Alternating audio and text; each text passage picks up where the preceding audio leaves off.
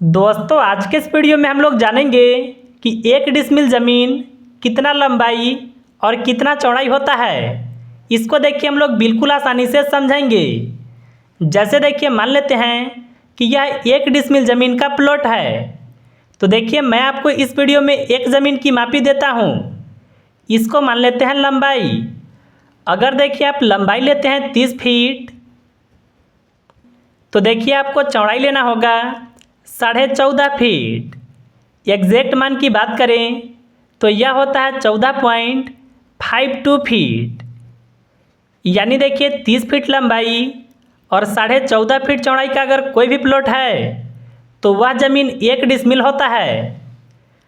अब देखिए हम लोग 1 डिसमिल ज़मीन को स्क्वायर फीट में मापने के लिए सीखेंगे। देखिए स्क्वायर फीट में निकालने के लिए आपको लंबाई और चौड़ाई का गुना करना होता है। यहाँ पर देखिए फार्मूला लिख लेते हैं, लंबाई गुना चौड़ाई।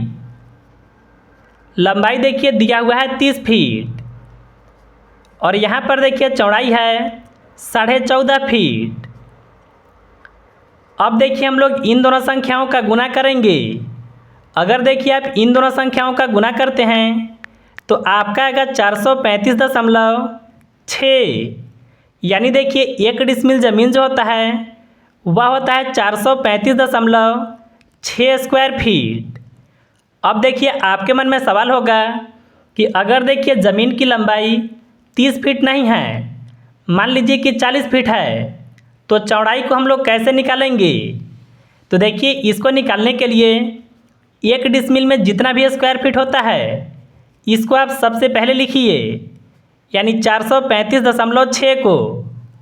और अगर देखिए आपका खेत की लंबाई अगर मान लीजिए कि 40 फीट है तो इसमें आप 40 से भाग लगाइए। देखिए भाग लगा करके जो भी आएगा उतना फीट आपको चौड़ाई लेना होगा। यानी देखिए भाग लगाने पर यह संख्या आएगा। तो इस तरह से देखिए अगर आपको लंबाई पता है तो आप चौड़ाई को भी बिल्कुल आसानी से निकाल सकते हैं। देखिए एक बात आपको और भी समझना है कि 100 डिसमिल ज़मीन रहता है तो वह 1 एकड़ के बराबर होता है। यानी 100 डिसमिल ज़मीन बराबर 1 एकड़ होता है। यहाँ पर देखिए आपके मन में सवाल होगा कि आखिर 100 डिसमिल ज़मीन स्क्वायर फीट में कितना होगा। तो यहाँ पर देखिए आपको पता है कि 1 डिसमिल ज़मीन 435.6 स्क्वायर फीट होता है। तो आपको देखिए 435.6 में 100 से गुना करना होगा। अगर देखिए आप यह संख्या में 100 से गुना करते हैं तो आपका आएगा 43,560। यानी देखिए आप 100 डिसमिल ज़मीन कहिए या फिर 1 एकड़, यह होता है 43,560 स्क्वायर फीट। तो देखिए इस तरह से आप बिल्कुल आसानी से 1 डिसमिल ज़मीन को माप सकते हैं।